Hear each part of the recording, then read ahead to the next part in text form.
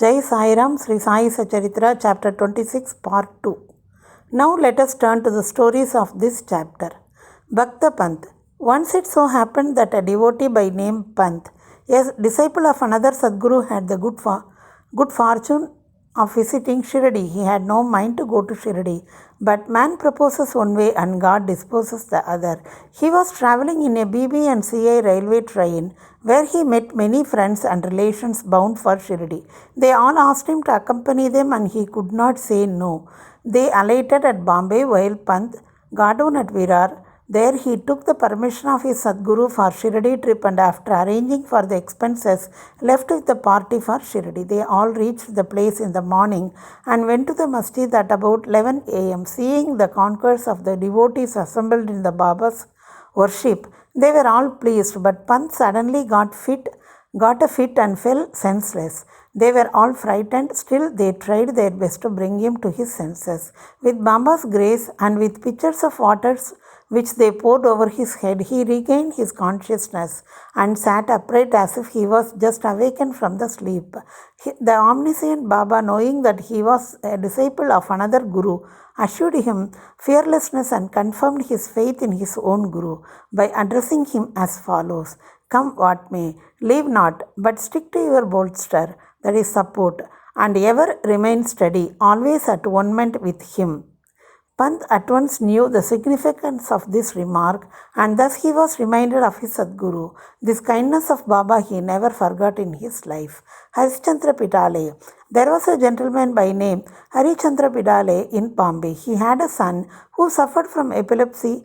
He tried many allopathic and Ayurvedic doctors, but there was no cure. There remained only one way of remedy, that is, resorting to the saints. It has been stated in chapter 15 that Das Ganu, by his inimitable and splendid kirtan, spread the fame of Sai Baba in the Bombay Presidency.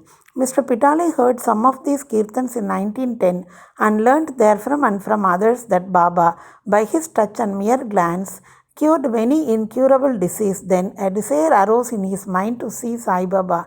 Making all preparations and taking presents and fruit baskets, Mr. Pitale came to Shirdi with family, wife and children. He then went to the masjid with them, prostrated before Baba and placed his sick son on Baba's feet. No sooner Baba saw the child than an untoward thing happened. The son immediately revolved his eyes and fell down senseless. His mouth began to foam and his whole body began to perspire profusely, and it seems as if he breathed himself out. Seeing this, the parents became very nervous and excited. The boy used to get such fits often, but this fit seems to persist long. Tears began to flow ceaselessly from the mother's eyes, and she began to wail, crying out that her condition was like that of a person who, being afraid of the robbers, ran into the house which collapsed on him, or like a cow fearing a tiger ran into the hands of a butcher, or like a traveler who, being tormented by the heat of a sun, went to take refuge under the tree which fell upon him, or like a devout person going for worship into a temple which collapsed upon him. Then Baba comforted her, saying, "Do not wail like this. Wait a bit.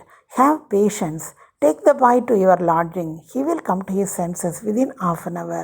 They did as directed by Baba and found that his words came true. As soon as he was taken to the Vada, the boy recovered, and all the Pitale family, husband, wife and others, were very delighted and all their doubts disappeared. Then Mr. Pitale came with his wife to see Baba and prostrated himself before him very humbly and respectfully and sat shampooing his legs and mentally thanking Baba for his help.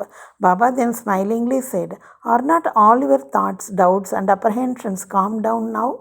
Hari will protect him who has got faith and patience."